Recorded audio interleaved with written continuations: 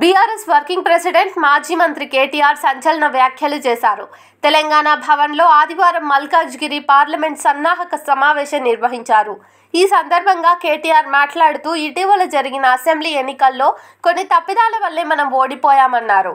భవిష్యత్తులో అలాంటి తప్పిదాలు పునరావృతం కాకుండా జాగ్రత్త పడదామని కార్యకర్తలకు సూచించారు. ఇక నుండి మనమందరం ఒక్కటయి కలిసి ముందుకు వెళ్దామన్నారు.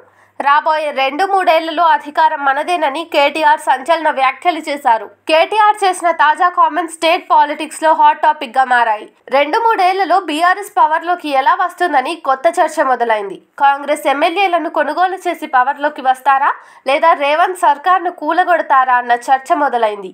కాంగ్రెస్ ప్రభుత్వం ఏర్పడి సరిగ్గా 2 నెలలు కాకముందే మళ్లీ మనమే అధికారంలోకి వస్తామని కేటీఆర్ అనటం వెనుక మర్మమేంటని పొలిటికల్ సర్కిల్స్ లో చర్చ నడుస్తోంది. కాంగ్రెస్ ఎమ్మెల్యేలు మాజీ సీఎం కేసీఆర్ తో టచ్ లో ఉన్నారని ఇటీవల బీజేపీ జాతీయ ప్రధాన కార్యదర్శి Karimnagar MP Bandi Sanjay sensational comments చేశారు. కాంగ్రెస్ ఎమ్మెల్యేలను కొనుగోలు చేసి అధికారంలోకి రావాలని బీఆర్ఎస్ ప్రయత్నిస్తోందని అన్నారు. కాంగ్రెస్ ప్రభుత్వాన్ని కూల్చేందుకు కుట్ర జరుగుతున్నదని, పార్లమెంట్ ఎన్నికల తర్వాత రాష్ట్రంలో కాంగ్రెస్ ప్రభుత్వం ఎప్పుడైనా కూలిపోయే అవకాశం ఉన్నదని కీలక వ్యాఖ్యలు చేశారు. బండి సంజయ్ వ్యాఖ్యలపై కాంగ్రెస్ నేతలు సైతం ధీటుగానే కౌంటర్ ఇచ్చారు.